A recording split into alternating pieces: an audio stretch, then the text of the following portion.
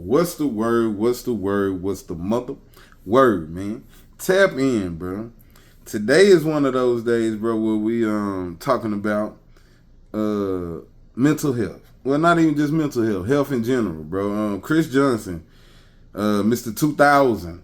If y'all remember, the last running back, or maybe Henry was, I don't know. But he one of the last running backs to run for 2,000 yards, bro. Ran that 4.2 at the combine, man. You see these guys, man, and you see them in top shape, elite athletes and stuff like that. And it's unfortunate that, they get caught with something like an ALS. Chris Johnson is no longer able to speak. He was diagnosed with ALS, I want to say they said in 2025 or 2024. It's taking a turn for the worse. He said it started off with he couldn't feel stuff, or he was gripping things and he just couldn't really grab it, like that. They was thinking that it was CTE, things of that nature, and they go and get the test done.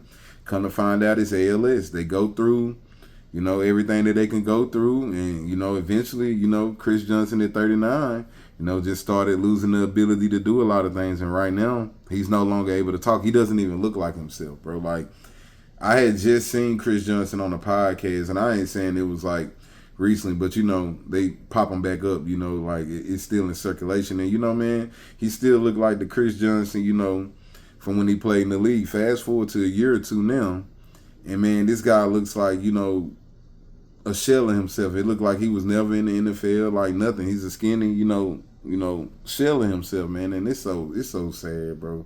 So sad. The man got kids, bro.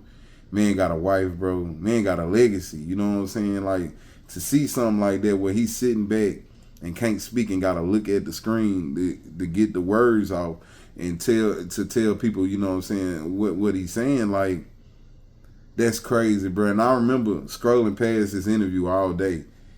I didn't think that was Chris Johnson on the interview, bro. Like, I thought that was somebody else that had ALS or something, and he was just there, saying that he had it too. And, like he's working through it. I didn't know that was him, bro. When I watched the video and I seen that was him, bro, like, I damn near dropped a tear, bro, because that can happen to any of us, bro. No one knows is what really causes ALS, bro. I'm pretty sure nobody can tell him where it came from and how it started. You know what I'm saying? It's just one of those things, like, it happened, bro. Like, it happened, and now you got to deal with it, and that shit is scary. I know it is, bro. Like, to know your life kind of about to be cut short because of some stuff that you had no control over when you just was one of the top 100 athletes in the world at one point in time, maybe top 50. You feel me? Like, there weren't too many people that could run faster than Chris Johnson in no helmet and pads, bro. Like, that was just what that was, man. So, my thoughts and prayers go out to him and his family, bro.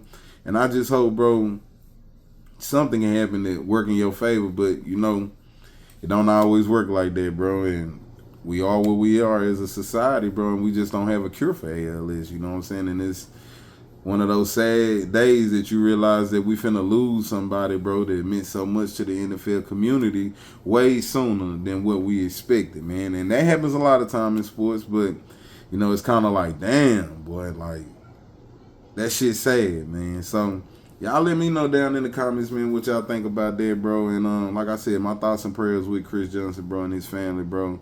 And I'm wishing you the best, bro. And I ain't saying a speedy recovery, but I hope something happen to where you can recover, man, and live an illustrious life, big dog. And with that being said, I holla.